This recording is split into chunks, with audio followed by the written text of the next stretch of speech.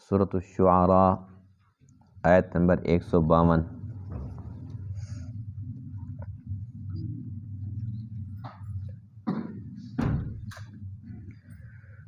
اعوذ باللہ من الشیطان الرجیم،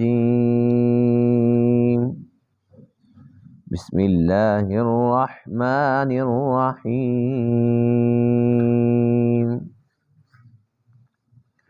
قالوا انما انت من المسحرین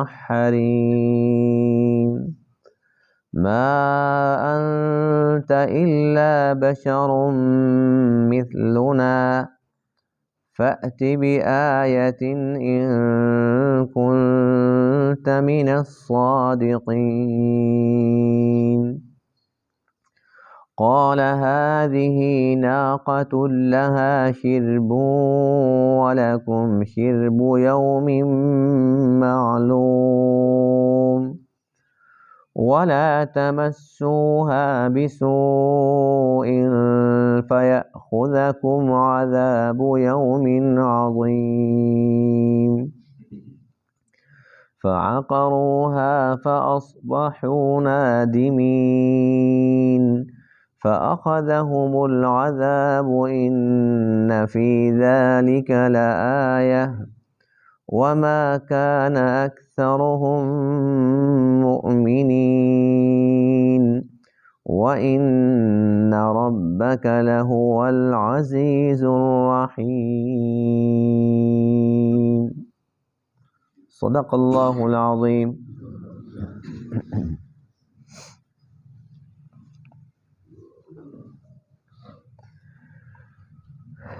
گزشتہ درس میں قوم ثمود کا تذکرہ چل رہا تھا، جن کی طرف اللہ تعالیٰ نے حضرت صالح علیہ السلام کو نبی بنا کر مبعوث فرمایا۔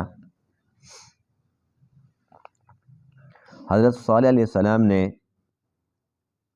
انہیں بہت اچھے انداز سے سمجھایا، اللہ تعالیٰ کا پیغام پہنچایا، انہیں اللہ تعالیٰ سے ڈرایا، توحید و رسالت کی دعوت دی، لیکن یہ بہت زیادہ متکبر اور ضدی تھے۔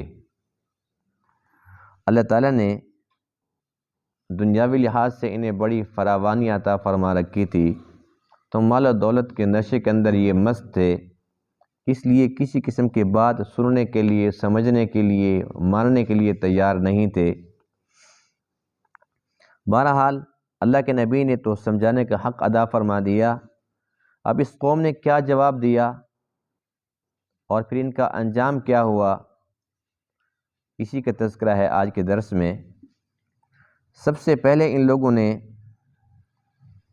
یہ الزام عائد کیا، لگتا ہے کہ آپ پر جادو ہو گیا ہے، یہ جو بہکی بہکی باتیں کرتے ہو، نعوذ باللہ من ذالک، لگتا ہے کہ آپ کے پر جادو چل چکا ہے۔ دوسری بات کہ ہم یہ کیسے تسلیم کر لیں کہ آپ اللہ تعالیٰ کے نبی ہیں، آپ تو ہمارے جیسے انسان ہو، جیسے ہم کھاتے ہیں، پیتے ہیں، بازاروں میں جاتے ہیں، یہ سارے کام تو آپ بھی کرتے ہیں، تو آپ کے اندر کون سی ایسی انفرادی خصوصیت ہے جس کی بنا پر ہم یہ تسلیم کر لیں کہ ہاں آپ اللہ تعالیٰ کے نبی ہیں۔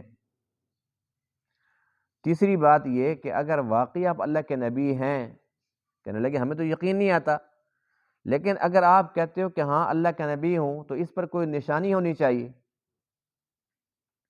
ان لوگوں نے نشانی جو طلب کی قرآن مقدس کی، ان آیات کے اندر صرف اسی بات کا تذکرہ ہے کہ یہ کہا کہ بس نشانی ہونی چاہیے، لیکن اس کی جو تشریح ہے اور تفسیر ہے مختلف احادیث کے اندر موجود ہے کہ یہ کافی سارے لوگ اکٹھے تھے اور انہوں نے یہ کہا کہ اس پہاڑ کی اس چٹان سے اونٹنے نکلے، یہ نہیں کہ مرضی کی نشانی بھی جو آپ کا جی چاہے دکھا دیں، نہیں، جو ہم چاہیں گے، پہاڑ بھی یہ والا ہونا چاہیے، اس پہاڑ کی یہ چٹان ہونی چاہیے، اور اس سے ایک اونٹنی نکلے، اور اونٹنی بھی عام نہیں، گابن اونٹنی ہو، اور نکلنے کے بعد ہماری آنکھوں کے سامنے وہ بچہ جنے۔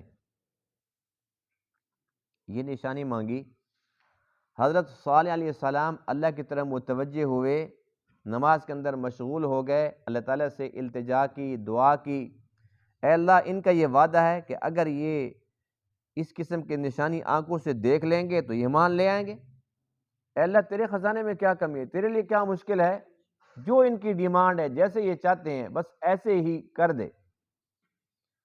اللہ تعالیٰ نے ایسے کر دیا، کھلی آنکھوں سے دیکھا، وہی پہاڑ، وہی چٹان، جو یہ کہہ رہے تھے وہی اونٹنی گابن آتے ہی بچہ دے دیا۔ لیکن وہ اونٹنی عام اونٹنی نہیں تھی، وہ اللہ کی اونٹنی تھی، ناقۃ اللہ۔ اللہ فرماتے وہ میری اونٹنی ہے۔ اب وہ عام جانوروں سے بہت بڑی تھی، جب وہ بڑی تھی تو اس کی خوراک بھی زیادہ تھی۔ ان کے پاس ایک چشمہ تھا جس سے یہ اپنے جانوروں کو سیراب کرتے تھے۔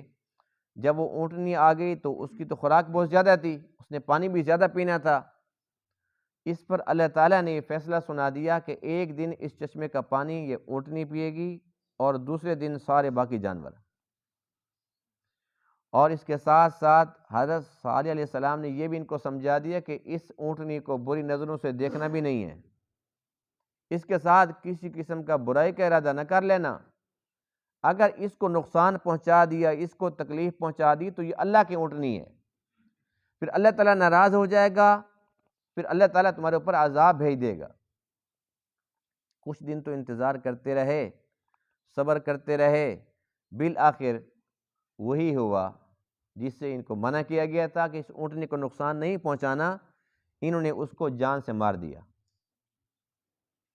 بس جب اس کو مار دیا اس کے بعد پھر اللہ کے نبی حضرت صالح نے فرمایا کہ اب اللہ تعالیٰ کے عذاب کا انتظار کرو، 3 دن کے اندر اندر تمہارے اوپر اللہ کا عذاب آنے والا ہے۔ پھر وہ عذاب آ گیا۔ قوم ثمود پر جو عذاب آیا اس کی تفصیل، اس کی تشریح مختلف آیات کے اندر موجود ہے۔ ایک یہ کہ زلزلہ آیا، دوسرا یہ کہ ایک فرشتے نے ایک چیخ لگائی اور وہ اتنی دردناک اور خوفناک تھی کہ ان کے جگر پھٹ گئے اور یہ سارے کے سارے تباہ و برباد ہو گئے۔ اللہ فرماتے ہیں کہ اس سارے کے سارے واقعے کے اندر بہت زیادہ عبرت کا سامان ہے۔ کوئی انسان اگر سبق حاصل کرنے والا ہو تو اس کے لیے بہت بڑا سبق ہے، اور وہ سبق یہی ہے کہ کامیابی صرف اور صرف ایمان کے اندر ہے، اللہ کے نبی کی بات ماننے کے اندر ہے، اللہ تعالیٰ کی وحدانیت پر ایمان لانے کے اندر ہے، اللہ تعالیٰ کی بندگی کرنے کے اندر ہے۔ اس کے بغیر کامیابی ناممکنات میں سے ہے۔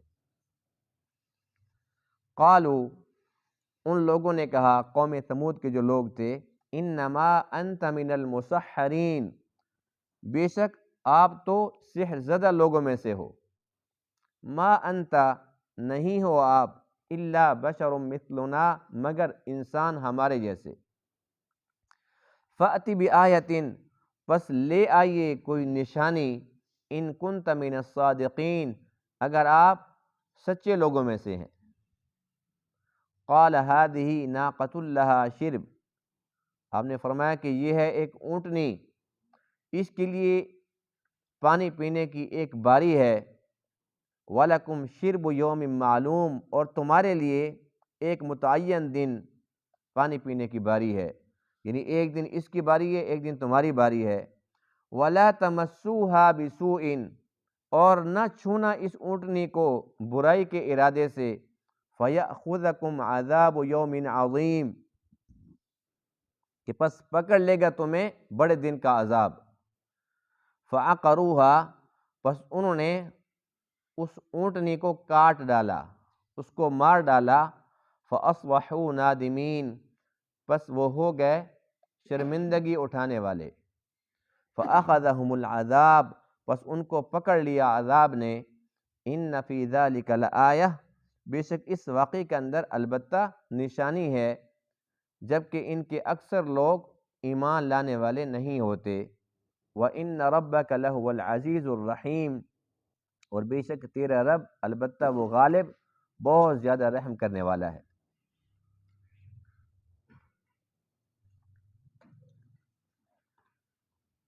قوم ثمود نے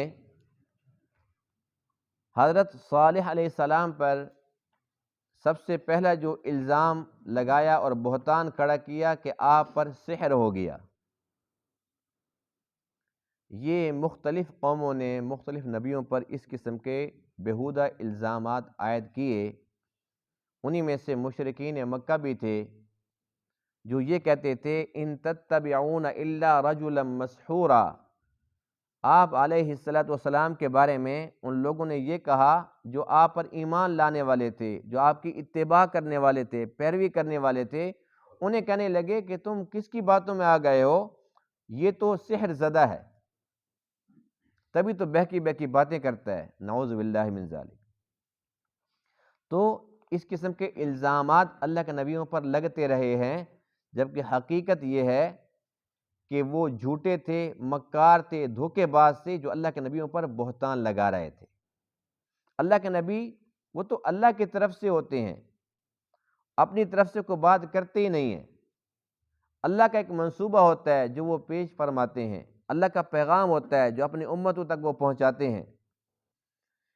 دوسرا الزام کیا تھا؟ ما انت الا بشر مثلنا، یہ بھی ہر ایک امت نے الزام لگایا، یہ صالح تو ہمارے جیسا انسان ہے۔ ان کا خیال یہ تھا کہ جو ہمارے جیسا ہے، جیسے ہم کھاتے ہیں پیتے ہیں، ہم بازاروں میں جاتے ہیں، یہ سارا کچھ ایسا کرتا ہے تو پھر ہم ایک ہی جیسے ہیں، ہمارے اندر کوئی فرق نہیں ہے۔ حالانکہ حقیقت تو صرف یہ ہے کہ ظاہری طور پر، یعنی ظاہر میں جو بشری تقاضے ہیں وہ تو واقعی اللہ کے نبیوں کے ساتھ بھی ہوتے ہیں، لیکن باطن کے اندر جو کمالات، جو خوبیاں چھپی ہوتی ہیں، وہ اللہ کے نبیوں کے اندر جو ہوتی ہیں وہ عام لوگوں کے اندر نہیں ہوتی۔ لیکن دیکھنے والی آنکھ وہ تبھی ہے جو دل کے اندھے ہوں، انہیں کیا نظر آئے گا؟ اندھے کو کیا پتا کہ اس کے اندر کیا ہے؟ تو یہی الزام آپ علیہ السلام پر بھی لگا، کہنے لگے ما لہذا الرسول، یہ کیسا رسول ہے، یأکل الطعام، یہ تو کھانا کھاتا ہے، ویمشی فی الاسواق، اور بازاروں میں چلتا ہے۔ یہ اس کو عیب سمجھ رہے تھے، حالانکہ یہ عیب نہیں، یہ کمال تھا۔ اور مشرکین مکہ نے یہ بھی اعتراض کیا تھا کہ اگر اللہ نے کسی کو نبی بنانا بھی تھا تو طائف اور مکہ، یہ جو بڑے بڑی دو بستی ہیں، بڑے بڑے علاقے ہیں، ان کے اندر بہت بڑے بڑے مالدار لوگ پڑے ہوئے تھے۔ اللہ تعالیٰ نے ابو طالب کے بھتیجے کو جو یتیم ہے، جس کے پاس دنیا کی کوئی چیز نہیں ہے، اسے کیوں نبی بنا دی؟ اللہ فرماتے ہیں اللہ اعلم، اللہ زیادہ جانتا ہے، حیث یجعل رسالتہ، کہ اس نے رسالت کا تاج کس کے سر پر سجانا ہے۔ اللہ نے تم سے تھوڑا پوچھنا ہے، اللہ کی مرضی، اللہ تعالیٰ جو چاہتا ہے کرتا ہے، جس پہ چاہے اپنا فضل فرما دے، تم کون ہوتے ہو؟ اللہ فرماتے ہیں کہ یہ ہماری رحمت ہے اور ہم اس کے تقسیم کرنے والے ہیں، تم کون ہوتے پوچھنے والے؟ تو جو اللہ کے نبی ہوتے ہیں وہ ہوتے تو بشر ہی ہیں، لیکن عام بشر نہیں ہوتے۔ جس طریقے سے عام پانی اور زمزم والا پانی دونوں ایک جیسے نظر آتے ہیں، لیکن دونوں میں بڑا فرق ہے۔ ایک عام پانی، اس کے ساتھ ہم نہاتے ہیں، اس کا ہم استنجا بھی کر لیتے ہیں، لیکن زمزم کا پانی ہم اس کو پاؤں پہ نہیں ڈالتے، ہم اس کو آنکھوں پر لگاتے ہیں۔ ایسی بات کہ نہیں ہے، کیونکہ وہ جنت کے چشمے سے آ رہا ہے۔ دنیا کے اندر ہے، آ کہاں سے رہا ہے؟ جنت کے چشمے سے۔ تو بظاہر تو ایک جیسا ہے، لیکن اس کے اندر اس کی جو حقیقت ہے وہ الگ ہے عام پانی سے۔ اسی طرح اللہ کے نبی ہوتے ہیں، وہ ایسے کھاتے ہیں پیتے ہیں، بازاروں میں جاتے ہیں، ان کا خاندان ہوتا ہے، بیوی بچے ہوتے ہیں، لیکن عام انسانوں جیسے نہیں ہوتے، بڑا فرق ہوتا ہے۔ آپ علیہ السلام، آپ سوتے ہیں اور سونے کے بعد اٹھتے ہیں، اس کے بعد پھر آپ نماز پڑھاتے ہیں۔ کیا کسی امتی کے لیے ایسا ممکن ہے کہ وہ سو جائے، اٹھے، اس کے بعد پھر وہ نماز پڑھ لے یا پڑھا لے؟ ہے ممکن؟ ظاہر سی بات ہے، فرق ہے نا۔ ہیں تو وہ بھی بشر ہیں، ہم بھی بشر، ہم سوتے ہیں، ہم مکمل سو جاتے ہیں، آنکھیں بھی سوتی ہیں، دل بھی سوتا ہے، ہم مکمل طور پر سو جاتے ہیں، ہمارا وضو ٹوٹ جاتا ہے۔ اور آپ علیہ السلام فرماتے ہیں کہ جو پیغمبر ہوتے ہیں جب وہ سوتے ہیں، فرمایا کہ ان کی آنکھیں سوتی ہیں، دل جاگ رہا ہوتا ہے۔ اب وہ سوتے ہیں، ان کا وضو نہیں ٹوٹتا، کیونکہ وہ مکمل نہیں سوتے، ان کے اوپر غفلت طاری نہیں ہوتی۔ اب گرمی آتی ہے تو ہمارے جو پسینہ ہوتا ہے اس کی بدبو ظاہر کرنے کے لیے کوئی پرفیوم لگا رہا ہے، کوئی عطر لگا رہا ہے، کوئی پاؤڈر لگا رہا ہے، کتنے جتن کرنے پڑتے ہیں. لیکن اللہ کے نبی کچھ لگاتے نہیں تھے، انہیں ضرورت نہیں تھی. آپ کا مبارک پسینہ اتنا خوشبودار تھا کہ مشک اس کا مقابلہ نہیں کر سکتی تھی. فرق ہے کہ نہیں ہے؟ ہم اگر 2 دن نہ کھائیں، چلو 2 دن کے بجائے 3 دن کر لیتے ہیں، 3 دن 3 رات مسلسل نہ کھائیں نہ پئیں، مریں گے کہ جئیں گے؟ جی پکی بات ہے نا. لیکن حضور علیہ السلام نے صوم وصال رکھا. صوم وصال جو ایک روزے کے ساتھ دوسرا روزہ، مسلسل روزہ چل رہا ہے، درمیان میں کوئی وقفہ نہیں ہے، 17 دن مسلسل نہ کھایا نہ پیا اور آپ کو کچھ بھی نہیں ہوا. فرق ہے کہ نہیں ہے؟ 17 دن. کون سا ایسا امتی ہے جو کہتے جی ہاں 17 دن میں کر سکتا ہوں؟ کوئی مقابلہ نہیں کر سکتا. بعض صحابہ نے کوشش کی کہ ہم بھی زیادہ روزے رکھیں، مسلسل روزے رکھیں اور پوری رات جاگیں. یعنی آقا علیہ السلام کی عبادت کے اندر وہ دیکھ کر نا شوق پیدا ہوا، ہم بھی ایسا کریں. آقا نے فرمایا کہ نہیں، تم ایسا نہیں کر سکتے. بہت شوق ہے تو صوم داؤد ہی رکھ لیا کرو. داؤد علیہ السلام کی پوری زندگی یوں تھی، آج روزہ کل چھٹی، پرسوں روزہ پھر چھٹی. پوری زندگی میں 1 دن روزہ 1 دن چھٹی تھی. فرمایا بہت شوق ہے تو ایسے کر لیا کرو. فرمایا کہ میرا رب مجھے کھلاتا ہے، مجھے پلاتا ہے. کیا مقصد؟ روٹی کھاتے تھے، روٹی سے تو روزہ ٹوٹ جاتا ہے. روحانی طاقت تھی، اللہ نے اتنی روحانیت دے دی تھی. یہ تو ایک بشری تقاضا کہ آپ کو بھوک لگتی تھی، آدھے پیٹ کے اوپر پتھر بھی باندھے ہیں، 2 پتھر باندھے ہیں. لیکن ہمارا ایمان یہ ہے کہ اگر آپ علیہ السلام پوری زندگی نہ کچھ کھاتے نہ کچھ پیتے تب بھی آپ کو کچھ بھی نہ ہوتا. آپ روحانیت کی اتنے بلند ترین مقام پر تھے کہ آپ ان چیزوں کے محتاج نہیں تھے. لیکن اللہ ایسا کر دیتا تو پھر کچھ لوگ یوں کہتے کہ وہ تو فرشتے تھے، نہ فرشتے کھاتے تھے نہ پیتے تھے، ہمارے نبی بھی نہ کھاتے تھے نہ پیتے تھے. اللہ تعالیٰ کو یہ بات پسند نہیں. اللہ نے اپنے محبوب کو نمونہ بنایا.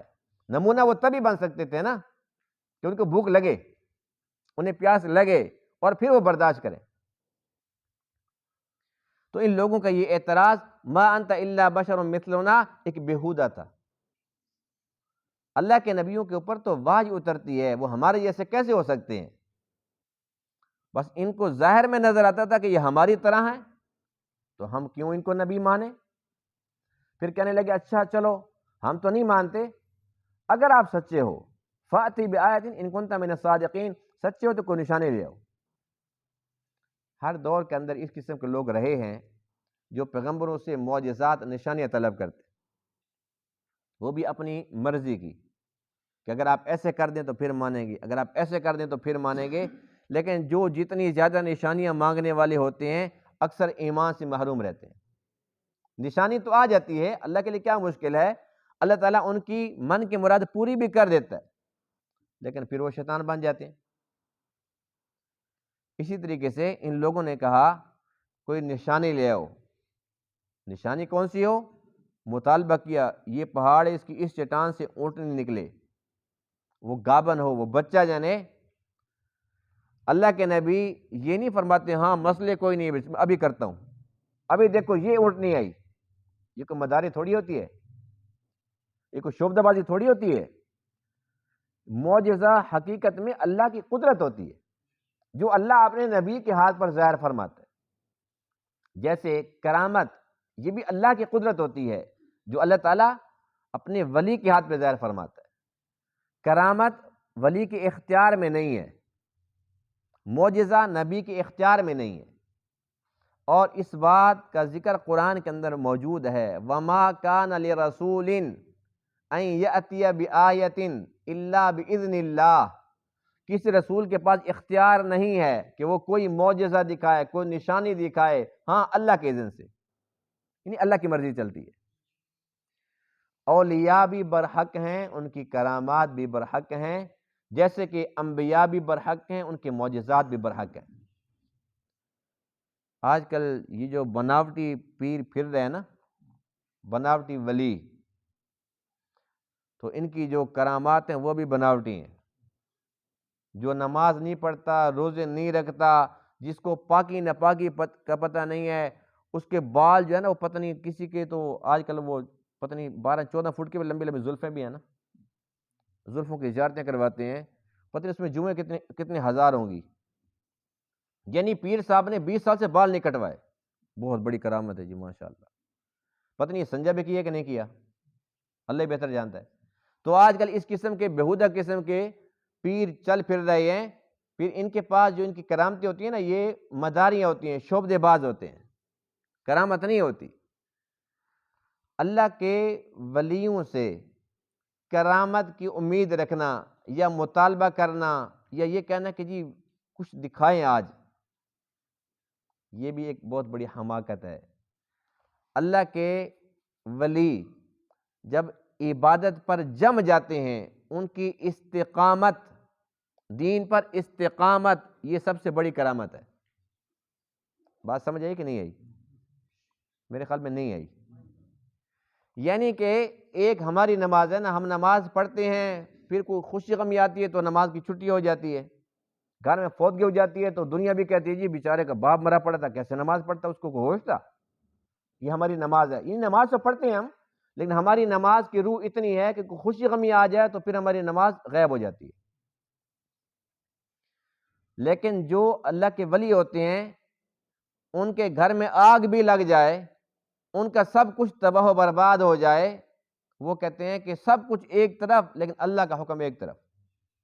خوشی ہے یا غمی ہے، وہ کہتے ہیں جیسے 5 نمازیں فرض ہیں، تہجد بھی ایسے فرض ہے ہمارے اوپر، نماز نہیں چھوڑ سکتی، اس پر سمجھوتا نہیں ہے. تو یہ استقامت ہے نماز پر. اسی طریقے سے تمام سنتوں پر استقامت ان کو عطا ہو جاتی ہے. یعنی خلاف سنت نہ وہ دیکھتے ہیں، نہ وہ بولتے ہیں، نہ سنتے ہیں، نہ چلتے ہیں، نہ پہنتے ہیں، نہ کھاتے ہیں، نہ پیتے ہیں، نہ سوتے ہیں. ہر کام سنت پر پکے ہو جاتے ہیں، استقامت مل جاتی ہے سنتوں پر. یہ سب سے بڑی کرامت ہے. اس سے بڑی کرامت ہم اور کیا چاہتے ہیں ان سے؟ کیا ہواؤں کے اندر اڑیں؟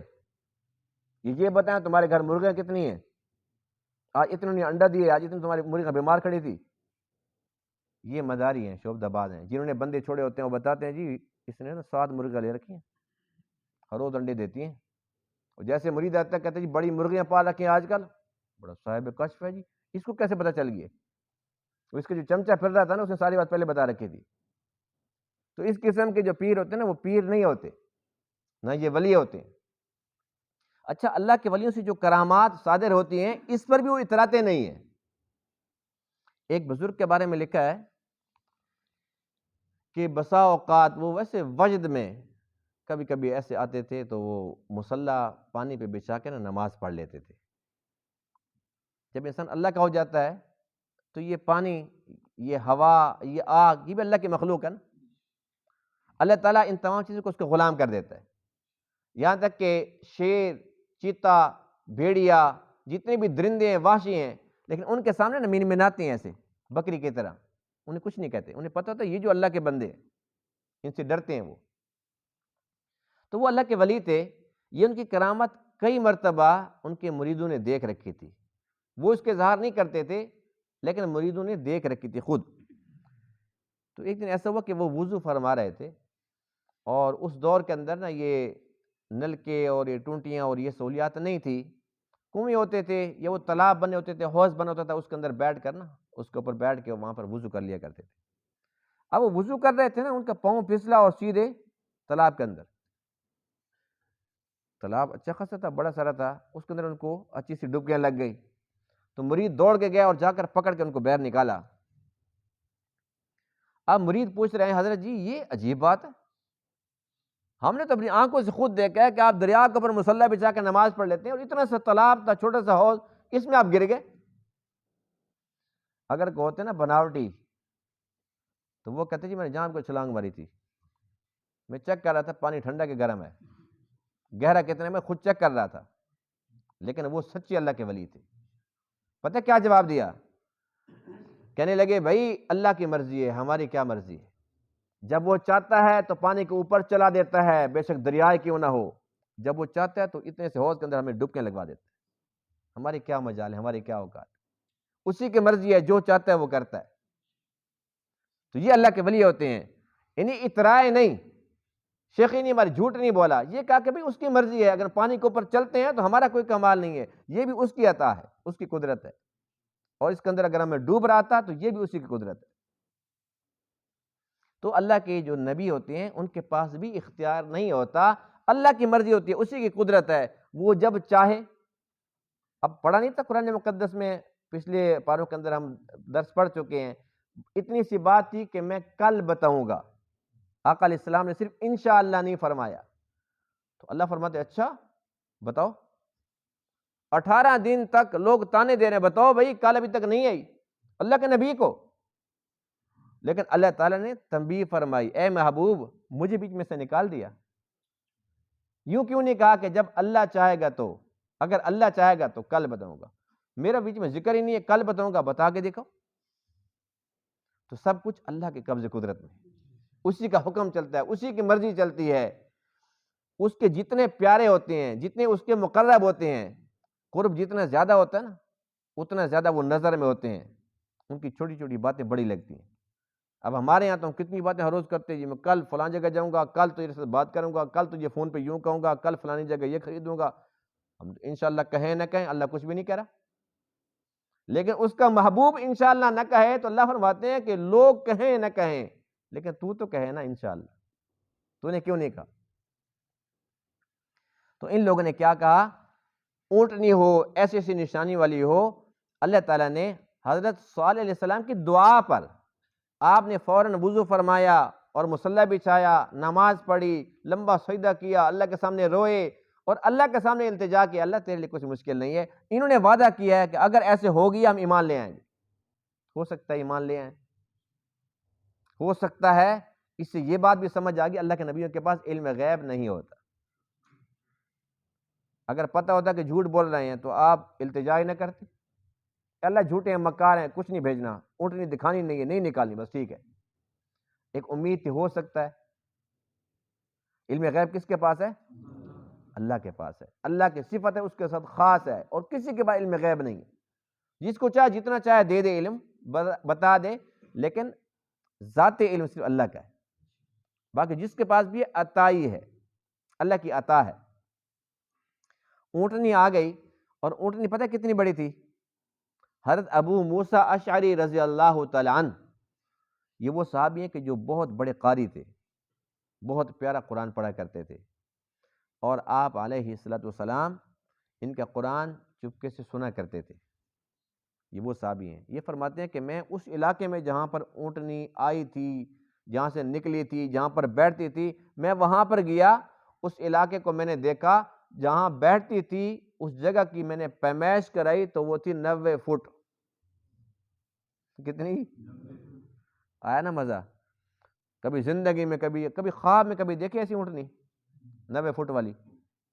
90 فٹ جگہ پر اتنی بڑی اونٹنی۔ اب مانگ تو بیٹھے، اونٹنی تو آ گئی۔ پہلا نقصان ان کا یہ ہوا کہ جیسے ہی وہ اونٹنی اتنی بڑی آئی تو ان کے جو وہ چھوٹے چھوٹے اونٹ تھے، بکریاں، بھیڑیں، وہ سب ڈر گئے، یہ کیا چیز آ گئی ہے۔ دوسرا نقصان یہ ہوا کہ اب جب بڑی اونٹنی ہے تو اس کی خوراک بھی بڑی ہے۔ اب اللہ نے خود تقسیم کر دی ہے کہ ایک دن اونٹنی پانی پیے گی، دوسرے دن سارے کے سارے جانور پیئیں گے۔ سارے جانور ملا کر ایک اونٹنی کے برابر ہوتے تھے نا۔ اب یہ پریشان ہو گیا، اچھا اب ایک دن تک ان کو پانی پلائیں اور دوسرے دن ہمارے جانور تو پھر بھوکے پیاسے رہیں۔ پہلے تو ہماری مرضی تھی جب جاؤ جا کے پانی لے لو، اب اگر اونٹنی کی چھٹی کرا دو تو پانی عام ہے، جب اونٹنی ہے تو پانی بھی پیے گی۔ اچھا پھر جب پانی پیتی تھی نا، دودھ بھی بڑا دیتی تھی، دودھ اتنا دیتی تھی کہ جس کو ضرورت ہوتا تھا اس کا دودھ نکال لیتا تھا، کسی کو کچھ بھی نہیں کہتی تھی، فائدہ بھی تھا۔ اونٹنی کا اس کا بچہ بھی تھا۔ اب یہ پریشان رہنے لگے کہ یہ اونٹنی تو آ گئی ہے لیکن ہمارے لیے تو یہ مصیبت ہے، ایک تو پانی بہت زیادہ پیتی ہے، چارہ بہت زیادہ کھاتی ہے، پھر ہمارے جانور اس سے ڈرتے ہیں، اب کیسے اس کو راستے سے ہٹائیں؟ اللہ کے نبی صالح نے ان کو پہلی بات سمجھائی تھی، وَلَا تَمَسُّوهَا بِسُوءٍ، آپ اس کے ساتھ کسی برے ارادے سے کو چھونا مت، یہ اللہ کی اونٹنی ہے، تم نے خود مانگی ہے، یہ ایک نشانی ہے، اس کو ہاتھ نہ لگانا برائی کے ساتھ۔ کچھ دن تو وہ صبر کرتے رہے، بالآخر وہ تنگ آ گئے کہ آخر کب تک، یوں تو ہمارے جانور تو بھوکے پیاسے مر جائیں گے اور ڈر ڈر کے اندر وہ مر جائیں گے، اس کو نہ مار دیتے۔ انہوں نے کیا کیا کہ اس اونٹنی کو قتل کر دیا، اور جب اس کو وہ کاٹ رہے تھے، جب اس کے اوپر حملہ کر رہے تھے، وہ جو اس کا بچہ تھا اس نے دیکھا، وہ خوف زدہ ہوا، تو وہ بچہ وہاں سے بھاگا اور ان کی آنکھوں کے سامنے جس چٹان سے وہ اونٹنی نکلی تھی اسی چٹان کے اندر جا کر غائب ہو گیا، یعنی وہ اللہ کے پاس واپس چلا گیا۔ بس جب ان سے یہ گناہ ہو گیا، اس کے بعد پھر اللہ تعالیٰ نے اپنے نبی حضرت صلی اللہ علیہ وسلم پر وحی فرمائی کہ صرف 3 دن ہے ان کے پاس، 3 دن ہے، جو کرنا کھانے پینے کر لو، اس کے بعد پھر عذاب آئے گا۔ حضرت صالح علیہ السلام پر ایمان لانے والوں کی تعداد لکھیے کہ وہ 400 تھے۔ اللہ تعالیٰ نے ان کو حکم دیا کہ آپ ان ایمان والوں کو لے کر یہ بستی چھوڑ کر چلے جائیں یہاں سے۔ اب ہوا کیا ان کے ساتھ؟ انہیں اپنے مکانوں پر ناز تھا، محلات پر، کہ جی ہمارے تو اتنے مضبوط قلعے ہیں، پہاڑ تراش کے ہم گھر بنا رکھے ہیں، یہ تو بہت ہی مضبوط ہیں، اور کہتے تھے اب تو اللہ بھی ہمارا کچھ نہیں بگاڑ سکتا۔ اللہ تعالیٰ نے زمین کو حکم دیا کہ تھوڑی سی ایسے حرکت کر، زلزلہ آیا، پہاڑ جتنے بھی مضبوط ہوں، ہمارے یہاں کتنے ایسے ایسے زلزلے گزر چکے ہیں، ہماری آنکھوں کے سامنے گزر چکے ہیں نا، مظفر آباد میں جو آیا تھا، پہاڑی علاقہ نہیں ہے، جب زلزلہ آتا ہے نا تو زیادہ نقصان پہاڑی علاقوں میں ہوتا ہے۔ یہ سمجھتے تھے کہ پہاڑ مضبوط ہیں، ہمارے گھر مضبوط ہیں، اللہ کا مقابلہ کون کر سکتا ہے؟ زلزلہ آیا، ان کے گھر ٹوٹ گئے، اس کے بعد پھر ایک فرشتے نے چیخ لگائی، فَأَخَذَتْهُمُ الصَّيْحَةُ بِالْحَقِّ، وہ اتنی خطرناک تھی کہ ان کے جگر پھٹ گئے اور یہ سارے کے سارے ختم ہو گئے۔ اللہ کے ساتھ کوئی مقابلہ کر سکتا ہے؟ اللہ کے نبی کے ساتھ کوئی مقابلہ کر سکتا ہے؟ ان لوگوں نے کیا، پھر ان کا انجام کیا ہوا؟ اس لیے عافیت کا ایک ہی راستہ ہے، ایک ہی طریقہ ہے کہ اللہ کے نبی کی چھتری کے نیچے آ جاؤ، بس۔ اب ابو جہل نے کتنے معجزے مانگے، اچھا یہ بتا میری مٹھی میں کیا ہے، اچھا ایسا کہ چاند 2 ٹکڑے کر کے دکھا، وہ سارا کچھ ہوتا رہا، لیکن پھر بھی ابو جہل جہالت پر ہی مرا۔ بلال حبشی نے کوئی معجزہ مانگا؟ صہیب رومی نے کچھ مانگا؟ کچھ بھی نہیں۔ یعنی کہ جو ماننے والے ہوتے ہیں وہ یہ نہیں کہتے کہ پہلے یوں کر کے دکھاؤ، پہلے ایسا کر کے دکھاؤ، پہلے ایسا کر کے دکھاؤ، وہ آتے ہیں اللہ کے فضل سے آ کر سیدھا کا سیدھا صراط مستقیم اپنا لیتے ہیں، ایمان قبول کر لیتے ہیں۔ تو ان لوگوں نے خود کہا کہ یہ معجزہ ہو، ایسی اونٹنی ہو، سب کچھ ہوا، لیکن چند لوگ تھے جو ایمان لائے، باقی اکثریت نافرمانوں کی رہی جو اس عذاب کا شکار ہو گئے۔ تو اس لیے ہمیں چاہیے، ہمارے اس میں کیا سبق ہے؟ یہ سبق ہے کہ اللہ کے نبی جو فرمائے وہ حق سچ ہے، ہم اس کو دل سے قبول کریں اور اللہ کے نبی کی اطاعت میں لگ جائیں۔ جو اللہ کے رسول کی اطاعت کرے گا دنیا کے اندر بھی کامیاب ہوگا اور آخرت کے اندر بھی کامیاب ہوگا۔ وہ اللہ تعالیٰ تمام باتوں کو سمجھنے عمل کرنے کی توفیق عطا فرمائے۔ وآخر دعوانا الحمد للہ رب العالمین۔